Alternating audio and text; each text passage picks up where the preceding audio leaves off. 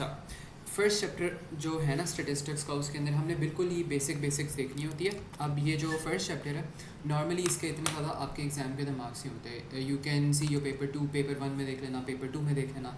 There are not many questions that they ask you about this chapter directly, but indirectly इसकी जो knowledge है वो हमें होनी चाहिए in order to understand statistics well. अगर आपने स्टेटिस्टिक्स के कॉन्सेप्ट्स अच्छी तरह समझने हैं और एक बेहतर आपने कॉन्सेप्ट समझना है, और after you study this course you need to say you have study statistics well, और आपको इसके कॉन्सेप्ट सारे आते हैं, तो these are some of the basic things जो कि आपको पता होनी चाहिए। ठीक है, तो after we study this will know basic जो भी हमारी टर्म्स होंगी आगे जाके जो हम यूज़ कर रहे होंगे डिफरेंट चैप्टर्स के अंदर, वो हम उनसे थोड़ी सी फेमिलैरिटी हमारी हो जाएगी, और फिर हमें पता लग जाएगा कि हमने किस तरह जो स्टेटिस्टिक्स के कॉन्सेप्ट्स हैं वो हमने दूसरे चैप्टर्स के अंदर इनकॉर्पोरेट करने हैं, और किस तरह हमने क्वेश्चन सॉल्व करने हैं।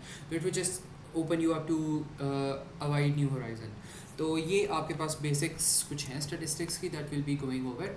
और इसमें जो सबसे पहली चीज़ होती है ना, ये आपके पास यहाँ पे ना डेटा और कलेक्शन जो होती है वो आपको करनी पड़ती है। अब स्टेटिस्टिक्स जो है, स्टेटिस्टिक्स का नाम ही स्टैट से आ रहा है। स्टैट्स क्या होते हैं? फीचर्स होते हैं, कैरेक्टरिस्टिक्स होते हैं, किसी के बारे में डेटा होता है। Stats represents data. ठीक है, जहाँ पर भी स्टैट्स की बात आती है, डेटा की बात आती है। आपने गेम्स खेली होंगी, गेम्स में जब आप स्टैट्स में जाते हो तो आपके पास क्या होता है? May be you played some battle royale game, और you played some Call of Duty game आपने खेली है वहाँ पे। तो वहाँ पे क्या होगा, जब भी when you go to your stats you can see the amount of, you can see your KD ratio, your kill death ratio, you can see the total number of kills that you had, the total number of deaths that you have, the total number of the minutes that you playing the game. तो all of this stuff will be available. तो ये सारे क्या होते हैं? Starts होते हैं, आपका डेटा होता है जो गेम के अंदर से वो कलेक्ट करके देते हैं कि आपने गेम किस तरह खेली है अपनी। तो स्टैट्स ऑलवेज मीन्स डेटा। और डेटा अगर आपको चाहिए, या डेटा अगर आपके पास हो, या डेटा को आपने डिस्प्ले करना हो, तो आपको क्या चाहिए? सबसे पहले आपको डेटा की कलेक्शन ज़रूरी होती है। तो you need to collect data first. If you do not collect data you can never display data, and you can never have data, and you can never do sampling और any sorts of related things. ठीक है, तो सबसे पहले जो हमारे पास यहाँ पे एक कॉन्सेप्ट आता है ना, हमने अगर एक सैम्पल कलेक्ट करना हो या हमने डेटा कलेक्ट करना हो, तो व्हाट वी डू इज़ हमारे पास डिफरेंट तरीके का ना डेटा होते हैं। एक हमारे पास टर्म आती है यहाँ पे, सबसे पहली जो टर्म आती है ना, पहले हम यहाँ पे देख लेते हैं data and collection. Data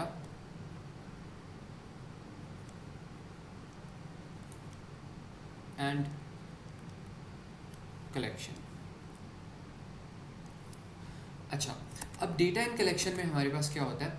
Y data and collection is important, कि मैंने आपको बताया हुआ है कि in order to display stats, या आप कह लो in order to display stats,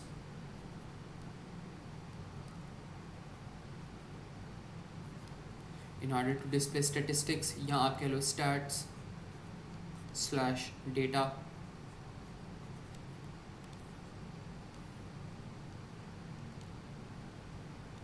it's important to collect it.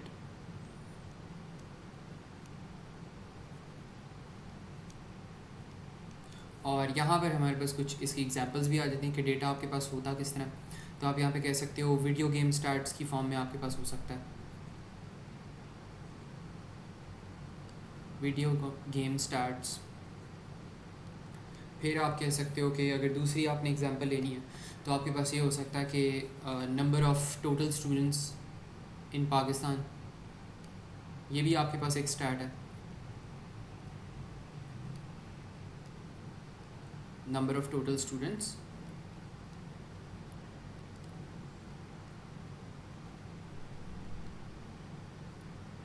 इन पाकिस्तान। ठीक है, तो ये आपके पास ना बेसिक होती है डेटा और कलेक्शन होती है उसकी। अब हमने क्या करना है? अब हमने यहाँ पे देखना है कि व्हाट इज़ सैम्पलिंग।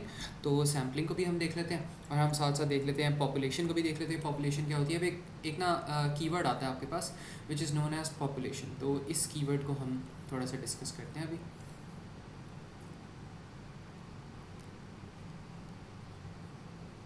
ये हमारे पास है पॉपुलेशन। अब पॉपुलेशन हमारे पास क्या होती है? पॉपुलेशन इजी वर्ड्स में अगर बताऊँ, ये हमारे पास होती है the entire group that you want to study. आपने लेट्स सपोज किसी ग्रुप के बारे में आपने डेटा कलेक्ट करना है। आप क्या चाहते हो कि आप चाहते हो कि ना आप ओ लेवल्स के बच्चों के बारे में डेटा कलेक्ट करो। तो ओ लेवल्स अगर इस तरह का डेटा आपने कलेक्ट करना है ना, तो ओ लेवल्स के बच्चों के बारे में आपने डेटा कलेक्ट करना है, तो जो पॉपुलेशन में सारे के सारे आपके ओ लेवल्स के बच्चे आ जाएंगे, जो पूरी दुनिया में ओ लेवल्स के बच्चे हैं, ठीक है। तो ये आपके पास इस टर्म का आपके पास ना मतलब हो जाएगा the entire group that you want to study, the entire group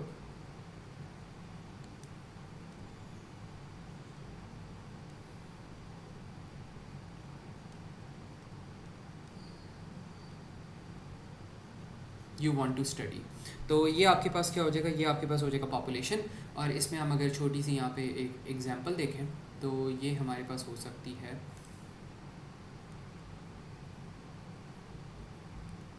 example में आप कह लो let's suppose all the O levels students.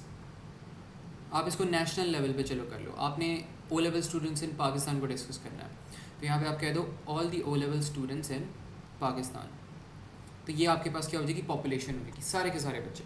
तो दिस इज़ दी पॉपुलेशन। और पॉपुलेशन के बाद आपके पास क्या आता है, आपके पास आता है सेंसस आता है। तो सेंसस को भी यहाँ पे हम देखते हैं कि व्हाट्स अ सेंसस। ये थोड़ी सी सिमिलर चीज़ें हैं, लेकिन इनका जो डिफरेंस है ना वो मैं बताता हूँ।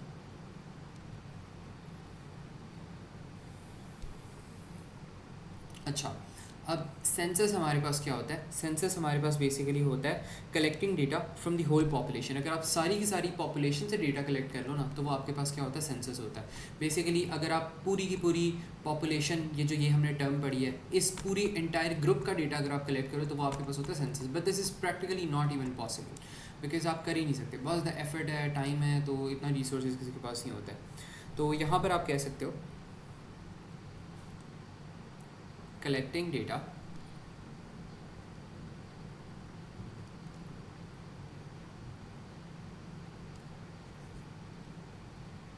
from the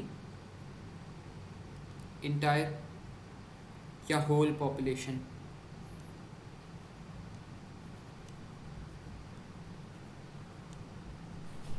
ठीक है, तो ये आपके पास क्या होगा, ये आपके पास हो जाएगा सेंसस हो जाएगा।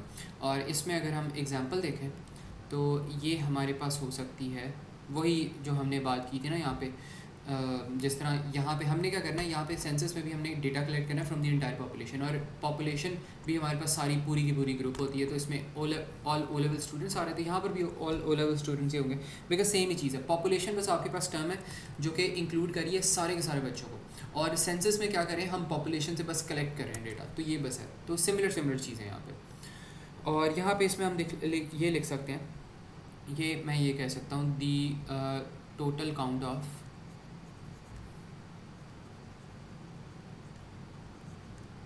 of O level students in Pakistan।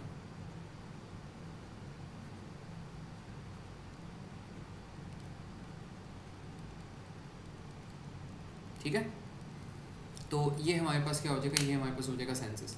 तो यहाँ पे अभी तक हमने ना खाली दो टर्म्स यहाँ पे पढ़ी है। सबसे पहली टर्म हमने पढ़ी है यहाँ पे पॉपुलेशन। पॉपुलेशन आपके पास सारा का सारा ग्रुप है that we want to study. और सेंसस क्या है, census is collecting data from the entire population. सारी पॉपुलेशन से अगर डेटा कलेक्ट करने के प्रोसेस को आप सेंसस कहते हो। और जो आपके पास पॉपुलेशन होती है वो सारा का सारा ग्रुप होता है that you want to study. तो ये छोटी सी हमारे पास दो कीवर्ड्स हैं, इनके दरमियान जो डिफरेंस है ना वो हमें पता होना चाहिए। तो ये मुझे बताओ मॉक्स, इज दिस क्लियर? कोई इसमें कन्फ्यूजन हो तो बताओ।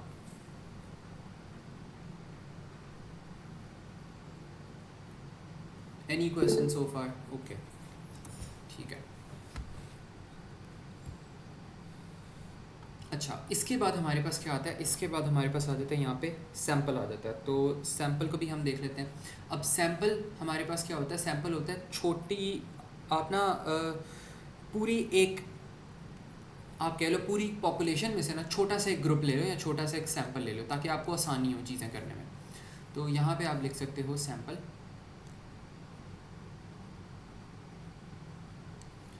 तो सैम्पल आपके पास यहाँ पर क्या होता है वो हम देख लेते हैं। सैम्पल आपके पास होता है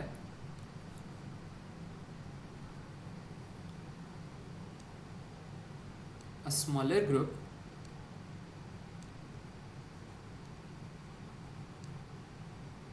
group selected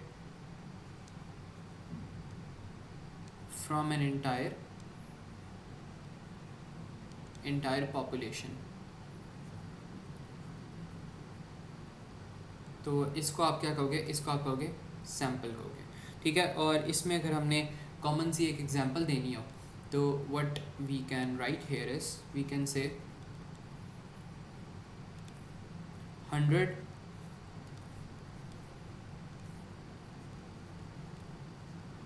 O level students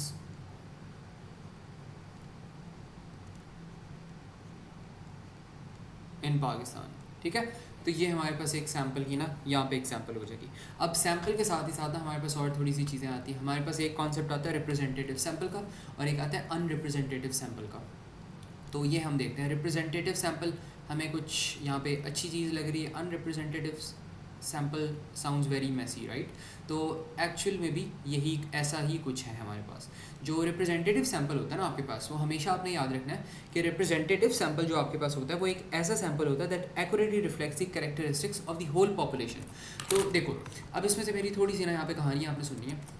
अब मैंने आपको बताया कि जो सैम्पल होता है, सैम्पल क्या होता है, अब जारी सी बात है, मैंने ऊपर आपको बताया था कि पॉपुलेशन आपके पास होती है सारी की सारी पॉपुलेशन या सारे के सारे लोग that you want to study.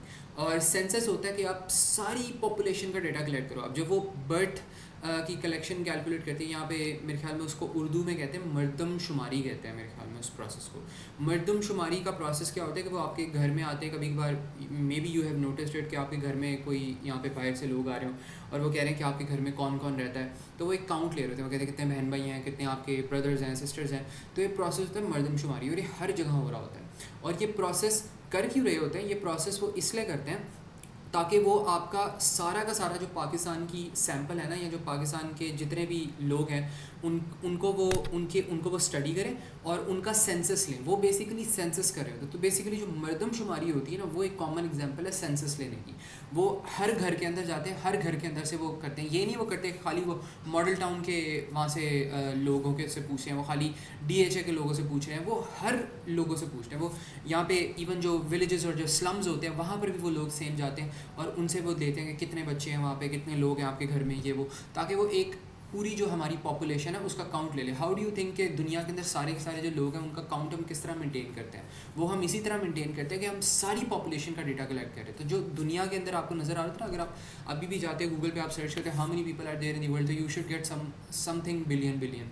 तो ये जो काउंट है हमारे पास आया किस तरह, हर कंट्री ने अपनी अपनी मर्दमशुमारी की और उन्होंने वो काउंट भेजा और उन्होंने वो काउंट को ऐड कर दिया, हर कंट्री के काउंट को ऐड किया। अब जारी सी बात है इतना एक्यूरेट नहीं होता, लेकिन this is as close as you get to doing a consensus. और कंसेंसस आपके पास क्या होता है, collecting data from the entire या होल पॉपुलेशन, सारी पॉपुलेशन में से कलेक्ट करना। लेकिन अब ये वाली जो चीज़ होती है ना, खाली हम मर्दमशुमारी के लिए हम ये चीज़ करते हैं, मेजरली हम सिर्फ एक चीज़ के लिए करते हैं जो मुझे पर्सनली पता है। इसके अलावा आई डोंट थिंक इतनी ज़्यादा कोई यहाँ पे हर पॉपुलेशन की हम स्टार्ट करते हैं, होती होंगी और भी चीज़ें डेफिनेटली, लेकिन जो सबसे कॉमन है वो ये है। और ज़्यादा चीज़ों के लिए हम सेंसस नहीं करते, बिकॉज सेंसस बहुत लंबा प्रोसीजर होता है, बहुत महंगा प्रोसीजर होता है, आपका टाइम वेस्ट होता है, टाइम भी बहुत लगता है और बहुत ज़्यादा ना इसके अंदर इनएक्यूरेसी हो सकती है। लेकिन जो सैंपल होता है, सैंपल हम क्या करते हैं, अ स्मॉलर, एक छोटे से ग्रुप को हम सेलेक्ट कर लेते हैं फ्रॉम एन एंटायर पॉपुलेशन।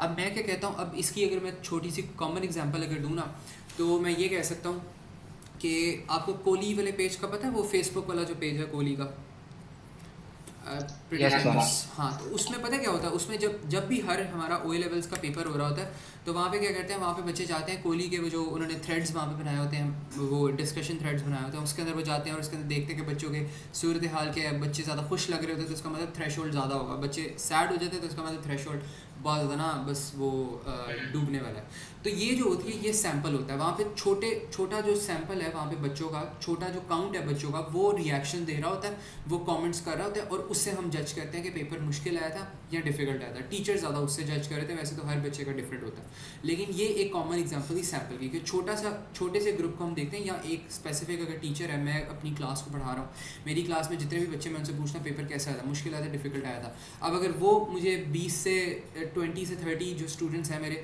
वो मुझे कहते हैं पेपर बुरा आया था, मेजॉरिटी कहती है बुरा आएगा, तो मैं कंसिडर करूँगा कि पूरा का पूरा पेपर ही बुरा था। लेकिन अगर मेजॉरिटी उनमें से कहता है कि अच्छा पेपर आया था, तो मैं कहूँगा ठीक है अच्छा पेपर आया था। अब O लेवल के स्टूडेंट तो वहाँ पे 50,000 से भी ज़्यादा ओ लेवल स्टूडेंट्स होंगे जिन्होंने एक दिन में बोला पेपर दिया होगा, लेकिन मैंने सिर्फ अपने 20 से 30 स्टूडेंट्स को पूछा और उनके रिस्पेक्टिवली मैंने डिसाइड किया पेपर मुश्किल है डिफिकल्ट। तो ये सैम्पलिंग होती है, एक छोटा सा ग्रुप आप सेलेक्ट कर लो from an entire population and this is very easy, आसान भी है इसको करना, जल्दी भी हो जाता है, टाइम भी ज़ाया नहीं होता आपका, तो दिस इज़ वेरी ईजी। तो ये ना आप आराम से ये वाले सारे जो प्रोसेस होते हैं आप कर सकते हो।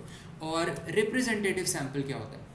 रिप्रेजेंटेटिव सैम्पल ये होता है कि जो भी आपने सैम्पलिंग की है वो एज एक्यूरेट एज पॉसिबल हो। अगर तो आपने सैम्पलिंग जो अभी अभी की है वो एज एक्यूरेट एज पॉसिबल है तो वो रिप्रेजेंटेटिव सैम्पल है, अगर वो इनएक्यूरेट है तो वो अनरिप्रेजेंटेटिव सैम्पल है। तो रिप्रेजेंटेटिव और अनरिप्रेजेंटेटिव सैम्पल में एक ही फ़र्क है कि जो आपके पास अच्छी सैम्पलिंग होती है वो रिप्रेजेंटेटिव होती है जो कि एक्यूरेट होती है, जो बुरी और इनएक्यूरेट सैम्पलिंग होती है वो अनरिप्रेजेंटेटिव होती है। तो यहाँ पे आप इसकी जो डेफिनेशन है वो आप यहाँ पे ये लिख सकते हो, a sample that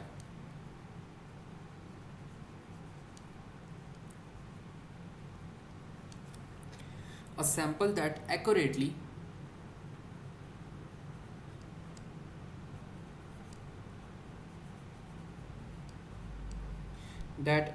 reflects the characteristics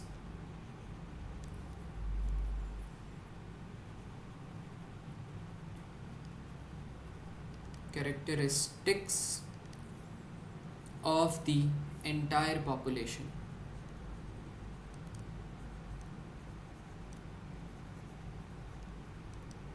तो ये आपके पास क्या होती है? रिप्रेजेंटेटिव सैम्पलिंग होती है। और यहाँ पे एक हम चीज़ यहाँ पे ये कर सकते हैं, why sample instead of doing a consensus. तो यहाँ पे ऐसी एक चीज़ आ भी सकती है, तो यहाँ पर आप कह सकते हो वाई सैम्पल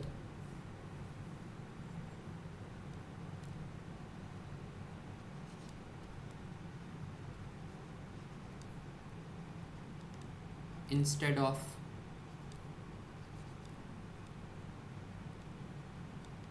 सेंसस।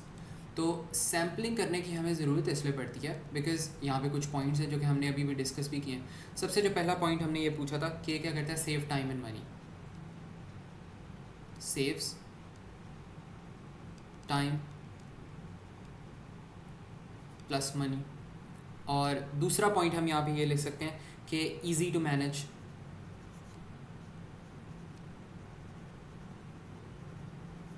मैनेज करना बहुत इजी होता है इसको। और तीसरा ये हो सकता है कि हमारे पास जो होता है ना, समटाइम्स कंसेंसस इज़ इम्पॉसिबल। ज़ाहिर सी बात है अगर मैं कंसेंसस करने लगूँ तो बस तो मैं तो फिर गया, मेरा कंसेंसस कभी भी, मेरा सेंसस कभी भी नहीं पॉसिबल हो सकता बिकॉज मेरे पास ना तो रिसोर्सेज है ना तो इतना ज़्यादा कैपिटल है कि मैं उसको सही तरह कर सकूँ। तो sometimes census is impossible. For example आपके पास यहाँ पे क्या होता है, अगर इस तरह की भी आपके पास सोल्यूशन हो सकती है कि लेट्स सपोज अगर आपने किसी की क्वालिटी टेस्ट करनी है, किसी प्रोडक्ट की क्वालिटी टेस्ट करनी है, तो अगर प्रोडक्ट की क्वालिटी आप टेस्ट करोगे, देखो इसमें सबसे कॉमन एग्जांपल पता है क्या हो सकती है? आपके पास आए हैं 10,000, आप कह लो कि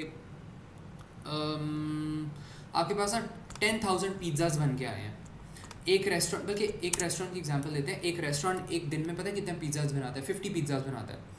अब अगर इसकी आपने क्वालिटी को मेजर करना है तो आपको तो सारे पिज़्ज़ा खाने पड़ेंगे, तो क्या आप खाने लग जाओगे सारे पिज़्ज़ा और फिर आप बताओगे कि हर पिज़्ज़ा की क्वालिटी अच्छी है कि नहीं? ऐसा तो आप बिल्कुल भी नहीं कर सकते। तो फिर रेस्टोरेंट अपने ही पिज़्ज़ा बनाएगा और फिर उन्हीं को खुद ही खा जाएगा। तो ये तो यहाँ पे बिल्कुल ही इम्पॉसिबल हो जाएगा सेंसस। तो इसमें आप क्या करते हो, आप एक शेफ़ को लाते हो, शेफ़ का सर्टिफिकेट देखते हो, शेफ़ की क्वालिफिकेशन देखते हो, आप अपने शेफ़ को देखते हो क्या आपका वो अच्छा है, उसने पहले पास्ट में किसी रेस्टोरेंट के साथ वो एफिलिएटेड है क्या, और उसका फिर आप जो पिज़्ज़ा है वो डेफिनेटली आप पहले दिन उसका जो हर फ्लेवर का जो वो पिज़्ज़ा बनाता है वो आप बारी बारी टेस्ट करके देख लो। अगर वो टेस्ट चेक पास करते हो तो फिर आप उसको अपने रेस्टोरेंट में रखते हो और उसको कहते हो कि भाई अब आप पिज़्ज़ास बनाते रहो। लेकिन हो सकता है कभी कभार वो भी जो है आपका शेफ़ है वो इंसान ही है, हो सकता है वो भी कभी मिस्टेक कर दे, कभी वो गंदा पिज़्ज़ा बना दे, हो जाता है ऐसा। अक्सर रेस्टोरेंट्स में आप जाते हो, कभी कभार रेस्टोरेंट्स का क्वालिटी बहुत अच्छी होती है, एकदम से आप एक दिन में गए हो वो रेस्टोरेंट की क्वालिटी एकदम से बहुत नीचे आ गई है। हो सकता है सेम शेफ़ हो, सेम स्टाफ हो, लेकिन क्वालिटी वहाँ पे डिक्रीज़ होगी। वाई? बिकॉज जाहिर सी बात है इंसान है, मिस्टेक्स होती हैं। और इस वजह से आई थिंक जब भी बंदा कोई इस तरह की चीज़ कर रहा हो रेस्टोरेंट्स वगैरह में जा रहा है तो इतना ज़्यादा आई थिंक जजमेंट नहीं करनी चाहिए, क्योंकि everybody is human being there as well. तो सिंपैथाइज़ कर लेना चाहिए हमें इस तरह इंसानों के साथ, और अगर हम करेंगे तो यू नो हमारे साथ भी लोग फिर इस तरह सिंपैथाइज़ करेंगे। तो इस तरह की चीज़ें आई थिंक होनी चाहिए। और इसलिए I think when people go to the restaurants और जाके इस तरह शेफ्स वगैरह का मजाक उड़ा रहे हैं, या एक इंसिडेंट पे अगर उनकी क्वालिटी को कुछ हो गया तो बहुत ज़्यादा परेशान हो जाते हैं, बोलने लग जाते हैं, तो I think that shouldn't be done. वो जो आपके वहाँ पे स्टाफ होते हैं वो भी बहुत ज़्यादा ह्यूमंस होते हैं, गलतियाँ हर किसी से हो जाती हैं, even teachers make mistakes, even students can make mistakes. Teachers को हो सकता है कोई ऐसा कॉन्सेप्ट बताओ जो कि बहुत बेसिक कॉन्सेप्ट है, लेकिन हो सकता है वो बिल्कुल ही उसको ना उल्टा करके पढ़ा दें। अब the greatest teacher that I know personally, जो मेरे सबसे फेवरेट टीचर थे, उन्होंने बाय द वे पता क्या कहता है, the first time they came in our class, वो हमें बेरिंग पढ़ा रहे थे। बेरिंग ओ लेवल मैथ्स में शायद आपने पढ़ी हो। अब बेरिंग हमेशा क्या होती है, बेरिंग हमेशा क्लॉकवाइज आप लेते हो, नॉर्थ आप बनाते हो, फिर उससे क्लॉकवाइज आप बेरिंग लेते हो। उन्होंने क्या किया था, उन्होंने नॉर्थ बनाया और एंटी क्लॉकवाइज उन्होंने बेरिंग शुरू कर दी।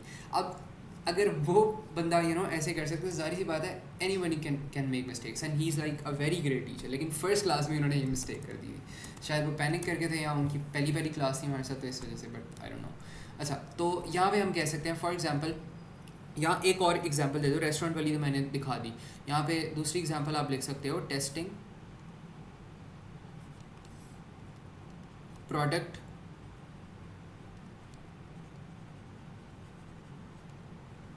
Quality means using breaking it. अगर प्रोडक्ट को आपने यूज़ करना है तो इसका मतलब आपको उसको यूज़ करना पड़ेगा। तो ये तो अजीब सी चीज़ होगी ना। आपने अगर किसी फ़ैन को टेस्ट करना है, एसी को टेस्ट करना है या टीवी को टेस्ट करना है, तो आपको उसको टेस्ट करना पड़ेगा पहले। तो वो तो अजीब सी चीज़ हो जाएगी कि आप न्यू प्रोडक्ट ही आपका ख़त्म हो जाएगा, ठीक है। आप पहले उसको कुछ टेस्ट करो तो it isn't going to remain new at all. तो ये हो सकता है आपके पास यहाँ पे ना थोड़ी सी वहाँ पे गलती हो जाए। तो ये सारी जो चीज़ें, इनका हमें बस आइडिया होना चाहिए थोड़ा सा। एक मिनट बस।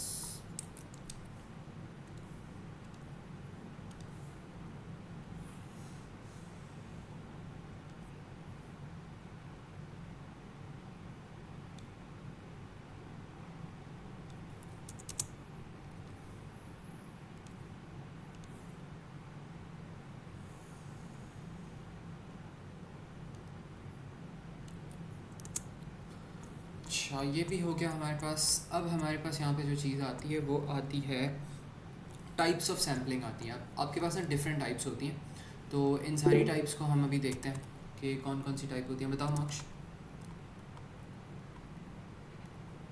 सर हम जज कैसे करेंगे कि कौन सा सैंपल रिप्रेजेंटेटिव है और कौन सा अनरिप्रेजेंटेटिव है, लाइक कौन सा अच्छा है कौन सा अच्छा खराब है। अच्छा, इसमें आपके पास ना, अगर आपने सैम्पलिंग को यहाँ पे एक्यूरेटली जज करना है, वैसे तो इतना एग्जामिनर इसके बारे में पूछता नहीं है कि आपने इसको एक्यूरेटली जज करना है या नहीं करना।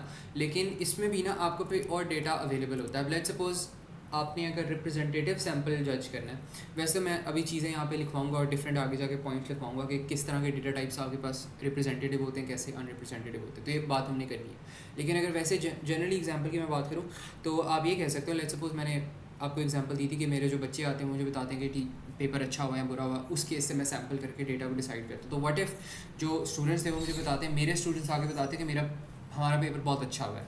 लेकिन जब मैं पेपर को देखता हूँ खुद, और जब मैं बाकी बच्चों को देखता हूँ, ज़्यादा सैम्पल को देखता हूँ, तब मुझे पता लगता है कि जो पेपर था वो बहुत ज़्यादा ना डिफ़िकल्ट आया था, सिर्फ मेरे बच्चों को पेपर आसान लगा था। तो ये हो जाएगी बैड सैम्पलिंग। तो फिर वो मुझे खुद से देखना पड़ेगा कि अगर जो मैंने सैम्पलिंग किया वो जो ऊपर वाली टोटल जो डेटा है उसके साथ अगर वो नहीं मैच कर रहा, तो इसका मतलब ये बैड सैम्पलिंग है। तो ये एक कॉमन एग्जांपल हो सकती है टू जज if a sampling is representative और नॉन रिप्रेजेंटेटिव। लेकिन अभी हमने कुछ जो पॉइंट्स हैं ना वो नीचे लिखने भी हैं, तो उनसे भी मैं आपको बताऊंगा कि किस तरह हमने करना है।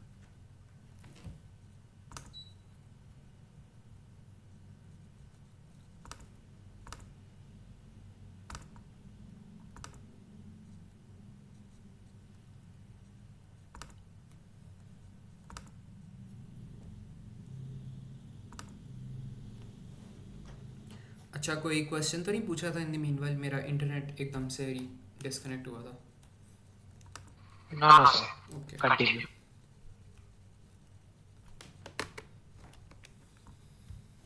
अच्छा, इसके बाद हमारे पास आ जाता है टाइप्स ऑफ सैम्पलिंग। तो इसको भी हम देखते हैं कि क्या होता है हमारे पास।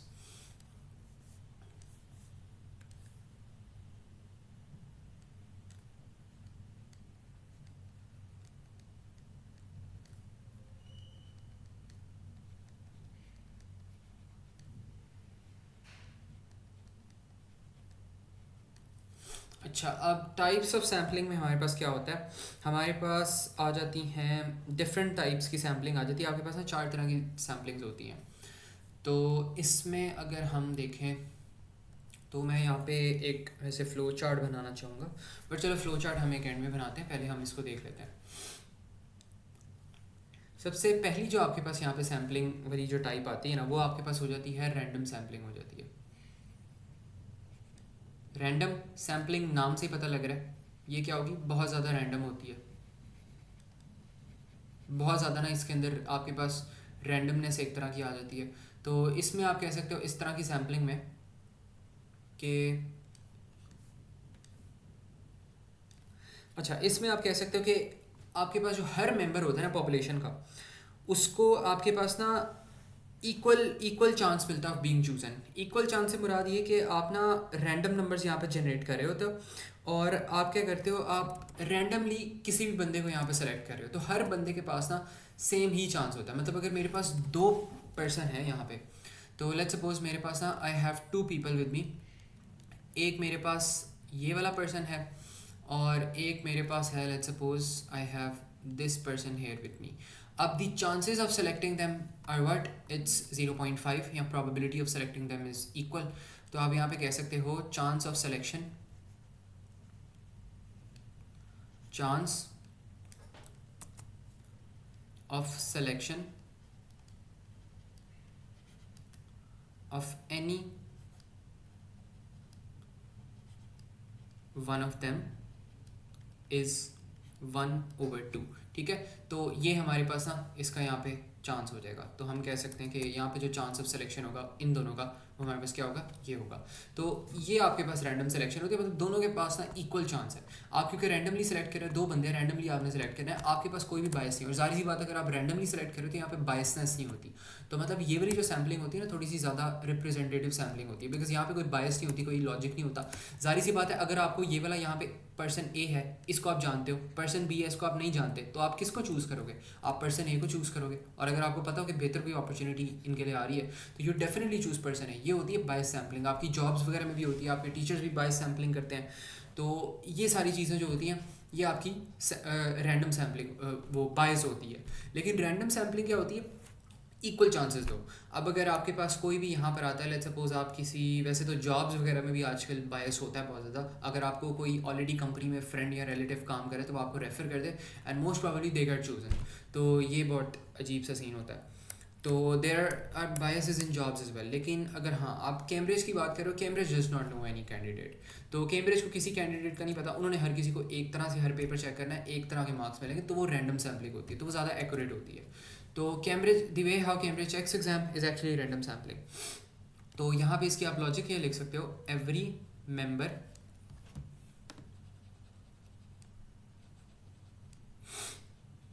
Member has equal chance of being selected या has equal chance of being selected।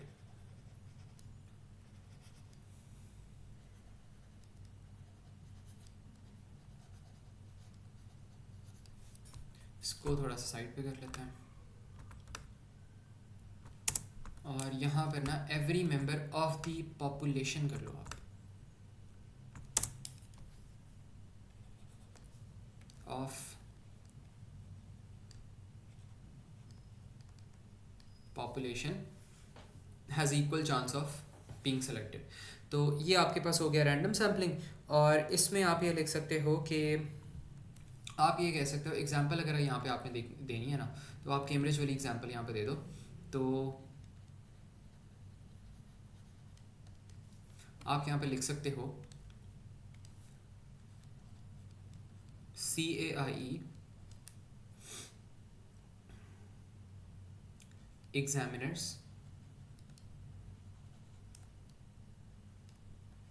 grade each paper without bias। या आप इसके अंदर बल्कि एक बेहतर एग्जांपल पता क्या हो सकती है, बेहतर एग्जांपल आपके पास ये हो सकती है कि पिकिंग एनी नंबर,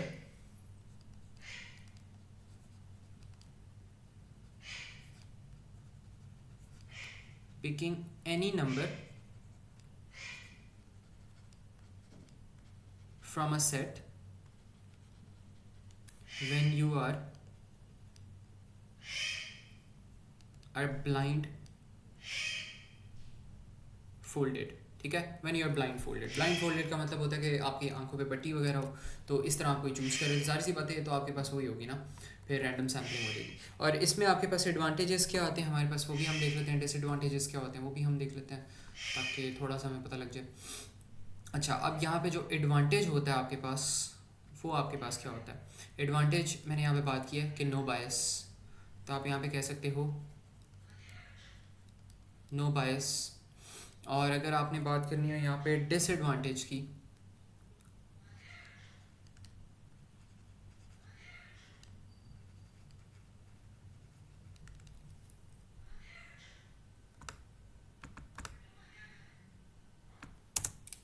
तो वो आपके पास यहाँ पे क्या हो सकता है कि ये आपके पास ना स्टिल आपके पास अनरिप्रेजेंटेटिव हो सकता है, कैन बी अनरिप्रेजेंटेटिव, और ये मैं बताता हूँ क्यों होगा।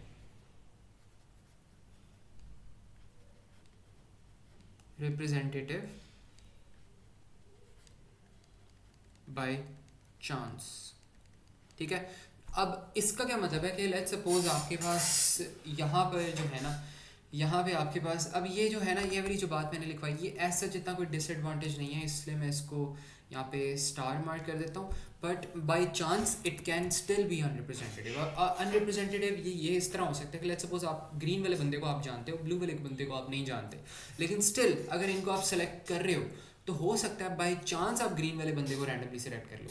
मिला तो यहाँ पे बायस तो कुछ नहीं हुई थी, लेकिन स्टिल अनरिप्रेजेंटेटिव हो सकता है। और यहाँ आप इसमें ये कह सकते हो कि, बल्कि इसकी बेहतर जो एग्जांपल होगी वो ये हो सकती है कि आपके पास अगर आप सैम्पलिंग कर भी रहे हो, मतलब सही तरीके से आप सैम्पल कर रहे हो, आप लेट्स सपोज कहते हो कि आप कोहली के थ्रेड में जाते हो, और कोहली के थ्रेड में जाके आप जो हर बच्चा आ रहा है ना, हर बच्चे को आप देख रहे हो उसके इमोशंस क्या हैं, तो लेकिन गलती से बाय चांस आप सिर्फ उन्हीं बच्चों के इमोशंस देख रहे हो जो टॉपर बच्चे होते हैं अपने स्कूल के, तो आपको क्या फिर यहाँ से पता लगेगा, आपको तो यही पता लगेगा ना कि आपका वो जो पेपर आया था बहुत ज़्यादा आसान आया था, लेकिन अगर आप नीचे थोड़ा सा और स्क्रॉल करते तो आपको बच्चे रोते भी नज़र आते।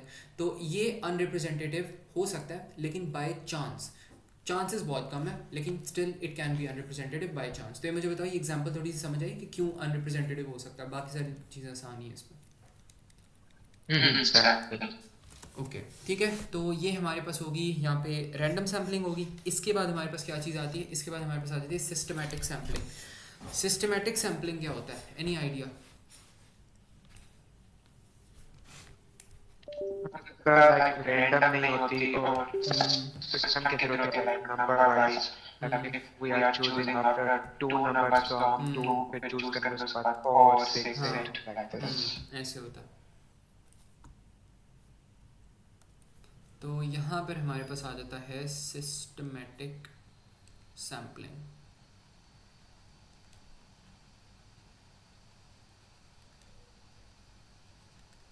अच्छा, अब इसके अंदर क्या होता है, इसके अंदर जिस तरह आपने यहाँ पे बताया ना कि इसके अंदर रैंडमनेस नहीं होती, लेकिन इसके अंदर एक ऑर्डर होता है, लेकिन बायस बहुत ज़्यादा हो जाता है, ठीक है।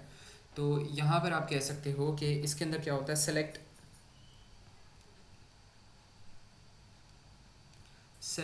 एवरी nth, या आप कह लो kth, या आप कह लो kth member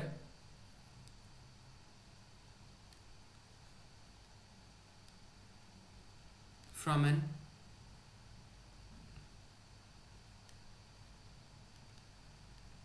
ordered list। तो हमने यहाँ पे क्या करना है, हमने सेलेक्ट करना है every kth member from N ordered list. और इसमें अगर आप एग्जांपल यहाँ पे देखो, तो जिस तरह आपने एग्जांपल दी थी कि सेकंड बंदों को यहाँ पे सेलेक्ट करना है, तो वही वाली एग्जांपल हम देख लेते हैं। यहाँ पर आपके पास एग्जांपल आ जाएगी, choosing every second person on a list, choosing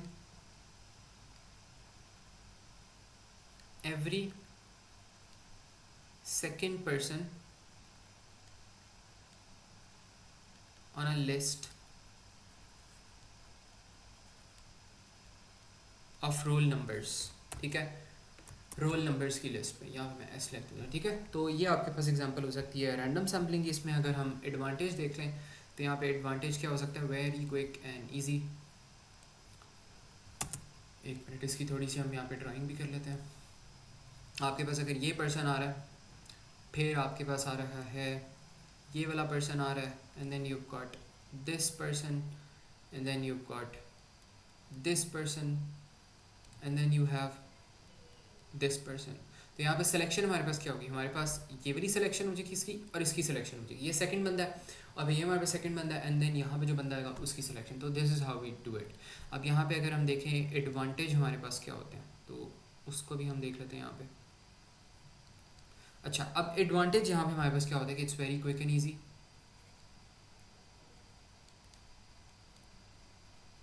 quick plus easy होता है हमारे पास। और अगर इसको हम यहाँ पे डिसएडवांटेज देख लें तो let's see that as well. अच्छा, डिसएडवांटेज में हमारे पास यहाँ पे क्या होता है कि it can be biased, can be biased if there's a hidden order। अच्छा, अब अगर यहाँ पे पता क्या हो, यहाँ पे वो अपने दोस्त एक दूसरे को कहते हैं कि हम बॉयज़ को यहाँ पे खड़ा करवा लेते हैं, गर्ल्स को हम यहाँ पे खड़ा करवा देते हैं।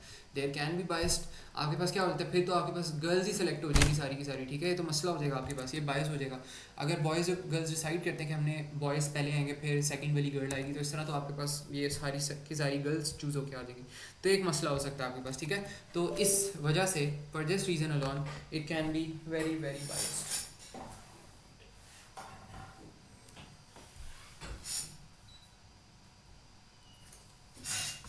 अच्छा, इसके बाद हमारे पास यहाँ पे क्या आ जाता है, इसके बाद हमारे पास आते हैं यहाँ पे स्ट्रैटिफाइड सैम्पलिंग आती है।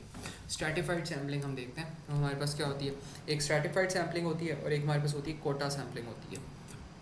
तो इन दोनों को भी थोड़ा सा हम देखते हैं।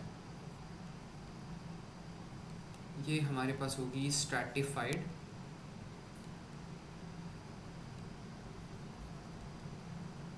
सैम्पलिंग। अच्छा, अब अगर स्ट्रैटिफाइड सैम्पलिंग में हम देखें तो इसमें हमारे पास क्या होता है कि जो पॉपुलेशन है ना, देखो अब सबसे पहले जो हमने यहाँ पे चीज़ की थी, हमने रैंडम सैम्पलिंग की थी। रैंडम सैम्पलिंग क्या होता है कि आप स्मॉलर, आप बल्कि एक मिनट, रैंडम सैम्पलिंग नहीं, खाली सैम्पल। जो हमने सैम्पल यहाँ पे देखा था, सैम्पल में हम क्या करते थे, हम एक स्मॉलर ग्रुप सेलेक्ट करते थे फ्रॉम एन एंटायर ग्रुप। अब स्ट्रैटिफाइड सैम्पलिंग में हम क्या करते हैं, हम एक ऐसा ग्रुप सेलेक्ट करते हैं जिनकी सिमिलर प्रॉपर्टीज़ हो, मतलब जिनके एज सेम हो उनको हम कलेक्ट कर लेते हैं, हमारे पास जिनकी नाम सेम हो उनको हम कर लेते हैं, जिनके रंग सेम हो उनको कर लेते हैं, जिनकी कास्ट सेम हो उनको कर लेते हैं। लेट्स सपोज आपने क्या करना है, आपने इन्फॉर्मेशन निकालनी है अबाउट यंगस्टर्स, यंग लोगों की कोई इन्फॉर्मेशन निकालनी है कि how mobile phones are affecting the mental health of young people. तो आप क्या करोगे, आप यंग पीपल को सेलेक्ट करोगे। आप एज ब्रैकेट देखोगे, आप प्रॉब्ली एज ब्रैकेट आप देखोगे 12 से 17 तक एज ब्रैकेट देख लो, भाई 17 के बाद एडल्ट शुरू हो जाते हैं, तो उनको बल्कि ना करो। तो यहाँ पे आप क्या करते हो, आप एक स्पेसिफिक सिमिलैरिटी पे ग्रुपिंग्स करते हो। तो यहाँ पर आप कहते हो दी पॉपुलेशन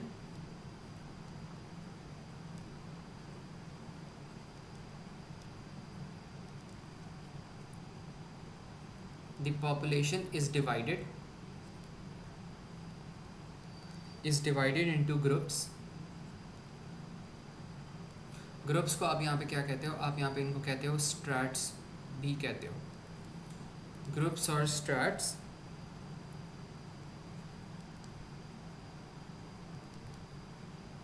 विथ सिमिलर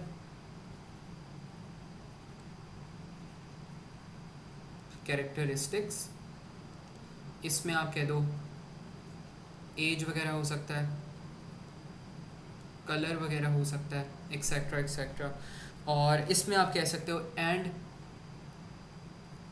और आप कह दो, बल्कि इसको नेक्स्ट पॉइंट में हम यहाँ पे लिखते हैं,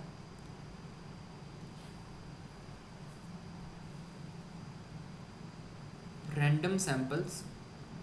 रैंडम सैम्पलिंग हम करते हैं, random samples are taken from each group या स्ट्रेटा, ग्रुप को आप स्ट्रेटा भी कहते हो, फ्रॉम ईच ग्रुप या स्ट्रेटा इन प्रोपोर्शन। अब ये बहुत इंपॉर्टेंट चीज़ है, पास्ट पेपर में डायरेक्टली पूछी जाती है। From each group in proportion to their size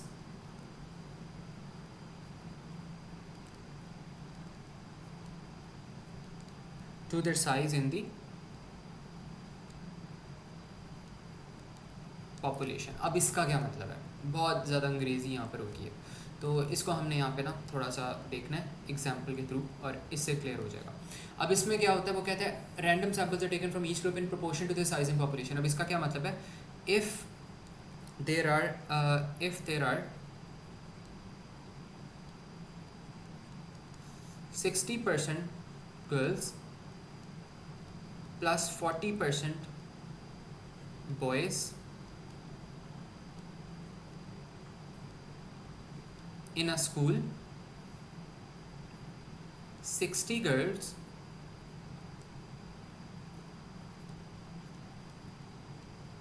and 40 boys are chosen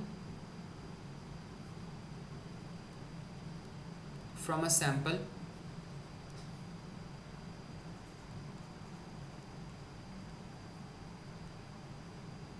of 100 students. तो ये जो हमने ऊपर यहाँ पे सेकंड पॉइंट लिखा ना, इसका बेसिकली ये मतलब है कि random samples are taken from each group in proportion to the size in population. ये डायरेक्ट वर्डिंग आपकी मार्किंग सीम्स और पास्ट पेपर्स के अंदर यूज है, तो ये आपको याद करनी पड़ेगी। और इसमें वो कहता है एग्जांपल आपके पास क्या होती है कि अगर 60% बॉयज़ हैं, 60% गर्ल्स हैं ना स्कूल के अंदर और 40% बॉयज़ हैं, तो आप अगर एक सैम्पल लेते हो, 100 बच्चों का सैम्पल ले लो, तो उस 100 बच्चों में से आपने 60 गर्ल्स को आपने सैम्पल करना होगा और 40 बॉयज़ को आपने सैम्पल करना होगा। तो इस तरह आपके पास क्या हो जाता है, इस तरह random samples are taken from each group in proportion to their size and population. तो इस तरह आप इनको ना यहाँ पे रैंडमली आप इनको यहाँ पे स्ट्रैटिफाइड सैम्पलिंग यहाँ पे कर सकते हो। और स्ट्रैटिफाइड सैम्पलिंग हमेशा किस चीज़ पे होती है, कैरेक्टरिस्टिक्स पे होती है, सिमिलर कैरेक्टरिस्टिक्स पे होती है। तो अगर ये उन्होंने गर्ल्स और बॉयज़ उन्होंने चूज़ किए भी हैं, तो मोस्ट प्रॉब्ली सेम क्लास के बच्चे होंगे, क्योंकि हमने सिमिलर कैरेक्टरिस्टिक्स पे होती है स्ट्रैटिफाइड सैम्पलिंग, या इनकी जो एजेस होगी वो सेम होगी। तो इस तरह पे हम करेंगे। तो ये मुझे बताओ स्ट्रैटिफाइड सैम्पलिंग क्लियर है? थोड़ा सा मुश्किल कॉन्सेप्ट था, ट्रिकी था, बस मुश्किल भी नहीं था, ट्रिकी था।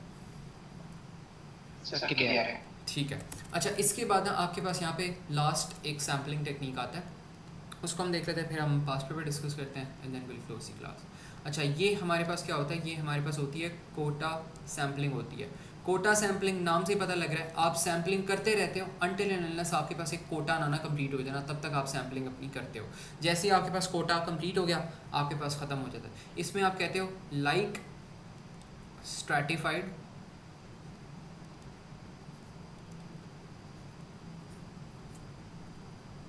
बट नो रैंडम सिलेक्शन और सैम्पलिंग। इसमें आप कह सकते हो कि पीपल आर सैम्पल्ड या elements are sampled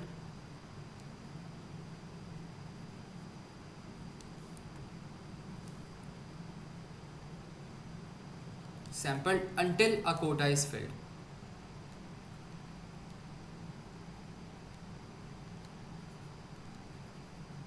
until a quota is filled। और इसमें अगर आपने कोटा फिल करना था, लेट्स सपोज आपने 25 बॉयज़ से बात करनी है, 25 आपने गर्ल से बात करनी है, तो आप करते रहोगे सैम्पलिंग until अनलेस आपका कोटा पूरा ना हो सकता है आपका एम पूरा हो जाए, लेकिन जब तक कोटा नहीं पूरा हो you can continue doing sampling.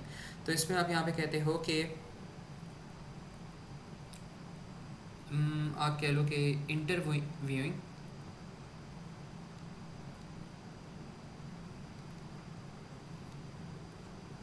students until you have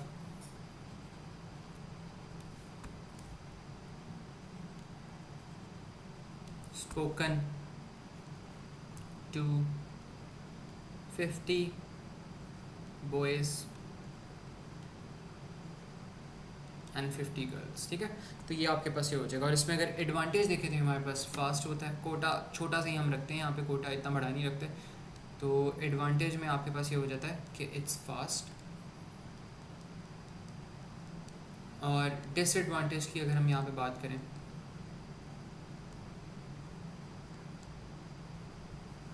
disadvantage में ये हो सकता है कि मोर रिस्क ऑफ बायस।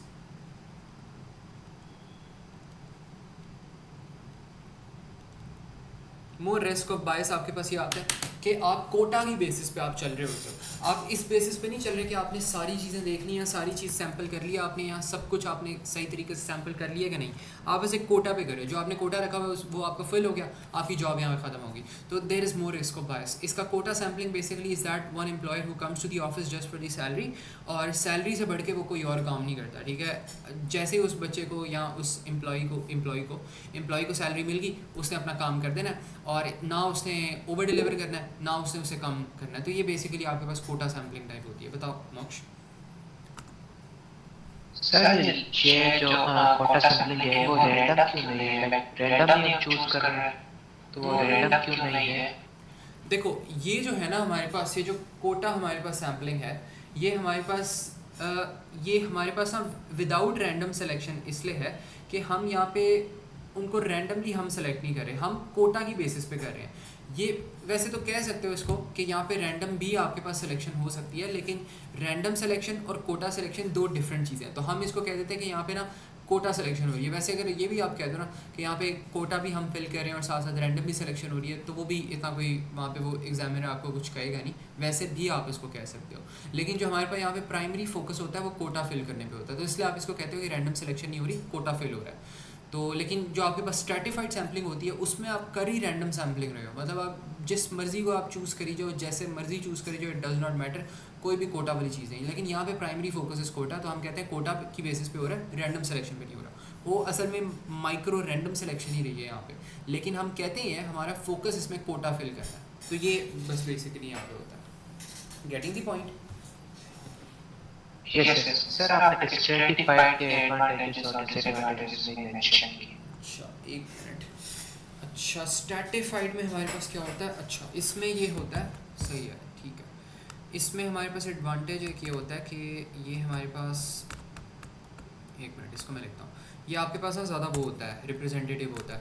स्ट्रेटिफाइड आपके पास ज़्यादा अच्छा होता है, बेहतर हो जाता है, बिकॉज यहाँ पे आप सिमिलर प्रॉपर्टीज़ पे कर रहे हो और आप प्रोपोर्शन भी सही ले रहे हो, तो जाहिर सी बात है ज़्यादा क्या होता है, रिप्रेजेंटेटिव, मोर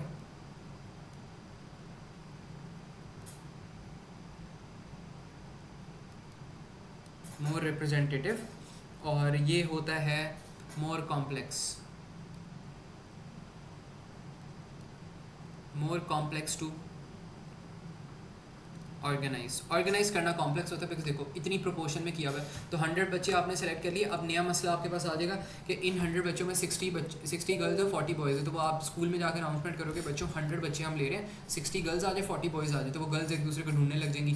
और फिर जाहिर सी बात है गर्ल्स ने भी ऐसे अपने आप को ढूंढना है कि उनकी एज सेम हो, तो बड़ा मुश्किल होता है ऑर्गेनाइज करना सिमिलर प्रॉपर्टीज़ पे और एक ही क्वांटिटी, फिक्स्ड क्वांटिटी, बिकॉज हमने इक्वल प्रोपोर्शंस में कर रहे हैं, तो ऑर्गेनाइज करना थोड़ा सा मुश्किल हो जाता है, ठीक है। तो ये यहाँ पे मसले आते हैं। अब यहाँ पे इसको टेस्ट किस तरह करते हैं, मैंने जिस तरह बताया, ये बेसिक आपकी लॉजिक होती है, इसके अंदर इतना जो है पास पेपर्स वगैरह में भी टेस्टिंग नहीं होती। नॉर्मली P1 में आप लोग का टेस्ट होता है और थ्योरी की तरह टेस्ट होता है, फिल इन द ब्लैंक्स इसकी आती है नॉर्मली।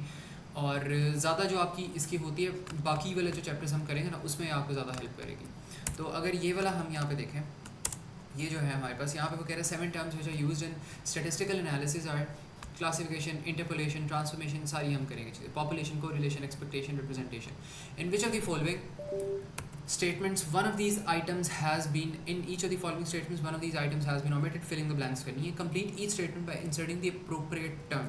okay, तो यहाँ पे अगर appropriate term हमने करनी है तो अगर when a consensus is conducted, information is collected on every item in the dash, किस में होगा मुझे बताओ, क्या पढ़ा है हमने? अब this is what you should answer। यहाँ पे ये सारी हमारे पास ऑप्शन है, हमने यहाँ पे fill in the blanks करनी है। पॉपुलेशन, हाँ पॉपुलेशन हो जाएगी, पॉपुलेशन की होगी बिकॉज कंसेंसस हमेशा आप यहाँ पे ना पॉपुलेशन से करते हो, तो you can write here. Okay sir, like advantages और डिसएडवांटेजेस पूछता है सैंपलिंग के जो टाइप्स है उनके लिए। एडवांटेजेस और डिसएडवांटेजेस, नॉर्मली एडवांटेजेस और डिसएडवांटेजेस नहीं पूछता, फिलिंग द ब्लैंक्स ही नॉर्मली आ रही होती है। लेकिन एडवांटेजेस डिसएडवांटेजेस ज़रूरी इसलिए होती है बिकॉज वो ना आपको MCQs इस तरह देगा या फिलिंग द ब्लैंक्स इस तरह देगा कि उनकी लॉजिक कहीं ना कहीं लग रही होती है। वो आपको कहता है कि कौन सा सैंपल आपके पास ज़्यादा रिप्रेजेंटेटिव होता है, या आपको वो कोई एग्जांपल दे देगा कि ये एग्जांपल है, रैंडम सी एग्जांपल देगा और वो कहेगा would it be more representative और वुड देयर बी अ बायस। तो आपको बताना पड़ेगा वहाँ पे कि होगा कि नहीं, या आप बताओगे कि बायस आपने ख़त्म करना है तो आप किस तरह यूज़ करोगे। जिस तरह मैंने यहाँ पे लेट्स सपोज ये चीज़ें लिखवाई हैं कि ये आपके पास मोर रिप्रेजेंटेटिव है, तो वो अक्सर आपको इस तरह के क्वेश्चन पूछता है जहाँ पे आपको बताना पड़ता है कि ज़्यादा रिप्रेजेंटेटिव के लिए आप कौन सा मेथड यूज़ करोगे। तो अगर वो कहते हैं कि मोर रिप्रेजेंटेटिव आपने यूज़ करना है तो you would use what, you would use stratified sampling. तो इस तरह में ये एडवांटेजेस डिसएडवांटेजेस जो भी इन्फॉर्मेशन है आप लिखें, इट्स वेरी इंपॉर्टेंट, ये टेस्ट होती है।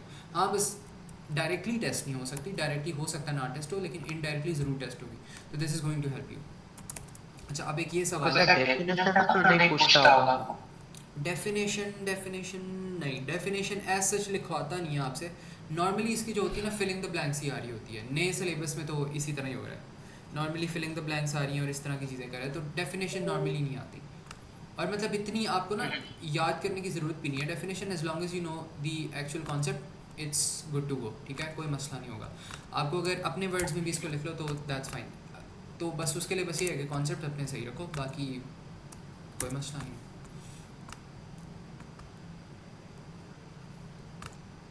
एक मिनट। अच्छा यहाँ पे अब हमें क्या कह रहा है कि which of the following state the name of a method of sampling in which a sampling frame is not required. यहाँ पे वो कह रहा है a sampling frame is not required. अच्छा यहाँ पे हमने देखो, अब ऊपर हमने यहाँ पे क्या बात की थी, यहाँ पे कोटा के अंदर like stratified but no random selection, यहाँ सैम्पलिंग। तो यहाँ पे हमारे पास क्या है, हमारे पास एक सैम्पलिंग फ्रेम नहीं रिक्वायर्ड, हमें सिर्फ और सिर्फ हमें कोटा रिक्वायर्ड है। सैम्पलिंग फ्रेम नहीं रिक्वायर्ड, सिर्फ कोटा रिक्वायर्ड है। तो यहाँ पर आप लिख सकते हो कि ये आपके पास क्या हो जाएगा, this is going to become your quota. अच्छा अब यहाँ पे वो कह रहे हैं बी पार्ट के अंदर the individual items are selected at regular intervals from a sampling frame. अब ये बताओ, इसकी तो डेफिनेशन तुमने भी मुझे बताई थी।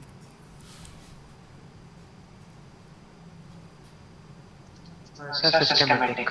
Yes, systematic. तो ये हमारे पास हो जाएगा सिस्टमैटिक। सी पार्ट में वो कह रहे हैं the sample is selected so the proportions of different categories in the sample correspond to those with those of the population. Proportions किस में हम ख्याल रखते हैं, मोर डिफिकल्ट टू ऑर्गेनाइज किस में होता है, नाम बताओ मुझे। स्ट्रैटिफाइड। यस, तो ये हो जाएगा स्ट्रैटिफाइड। अब यहाँ पे वो कह रहे थे sampling method is free from bias. Free from bias कौन सी, हाँ रैंडम हो सकती है, हाँ रैंडम हो सकती है, तो ये हमारे पास रैंडम हो जाएगी। तो बस ना इस तरह के आपके पास सवाल आते हैं, इससे ज़्यादा इतना वो वैसे भी एग्जामिनर जो है ना वो टेस्ट नहीं करता, तो इतनी परेशान होने की बात नहीं है। As long as you know the concepts this should be good to go. ये बस आपका एक फाउंडेशनल चैप्टर है स्टार्ट्स का, इसके बाद जो है वो असल चीज़ें हमारे पास फिर स्टार्ट होती हैं, तो वो हम बाद में फिर डिस्कस कर लेंगे, ठीक है। इसकी मैं PDF फिर आपको भेज देता हूँ। Okay sir. ओके, अल्लाह हाफिज़। अल्लाह हाफिज़।